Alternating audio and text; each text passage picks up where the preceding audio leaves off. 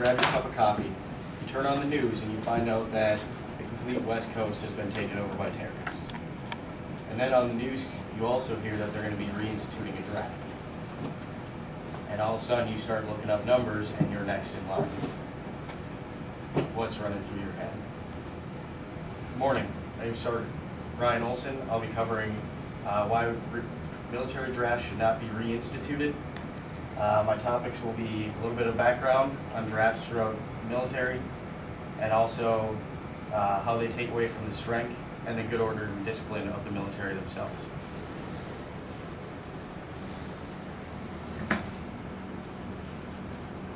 Let's start with a little bit of the background on the military drafts. The first draft was actually initiated by the Continental Congress. It was in 1778. It was not successful. They tried to draft some of the militia into the Continental Army, and even draft some of the locals into the militia themselves.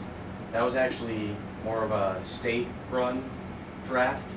The first actual national draft was during the Civil War, 1862, and it was not very successful at all.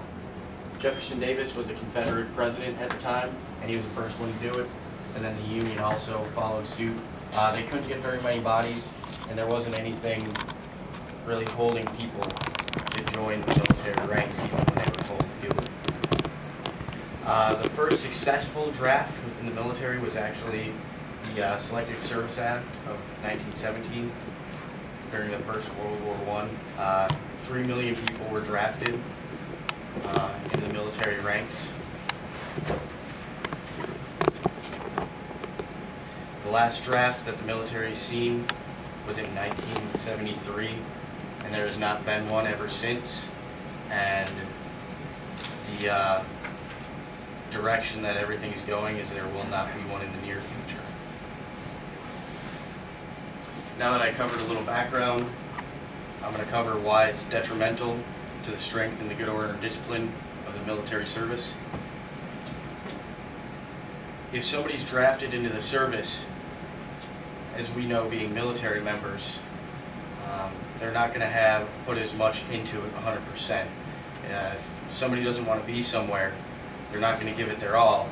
They're not necessarily going to follow all the rules, and they're not going to get each other's backs, as per se, another Marine to another Marine who joined willfully.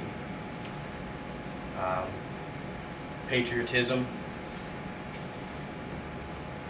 I have a quote here by Representative Ron Paul, who said, "Conscription is wrongly associated with patriotism when it really represents slavery and involuntary servitude." Just by that quote, it is kind of like servitude, and they're forcing you to do it. You can't force somebody to have patriotism. If they don't have patriotism, once again, we fall back to they're not going to want to be there, and they're not going to give it their all and do everything that they have to do, which wouldn't help out the strength of the armed services and would make us poor in capability. Today I've covered a little of the background of the military drafts throughout the military history, and how the military draft would be detrimental to the strength, good order, and discipline of the military service. I'm going to leave with the words of Senator Webster, who spoke out against the draft right around the Civil War time, by saying, "The administration asserts the right to fill the ranks of the regular army by compulsion. Is this, sir, consistent with the character of a free government? Is this civil liberty? Is this real character of our Constitution? No, sir, indeed it is not. Where is it written in the Constitution? In what article or section is it contained that you may take children from their parents and parents from their children, and compel them to fight in the battles of any war in which the folly or the wickedness of government may engage? Under what concealment has this power laid hidden, which now for the first time comes forth with tremendous, baleful aspect, trample down and destroy the dearest rights of personal liberty?"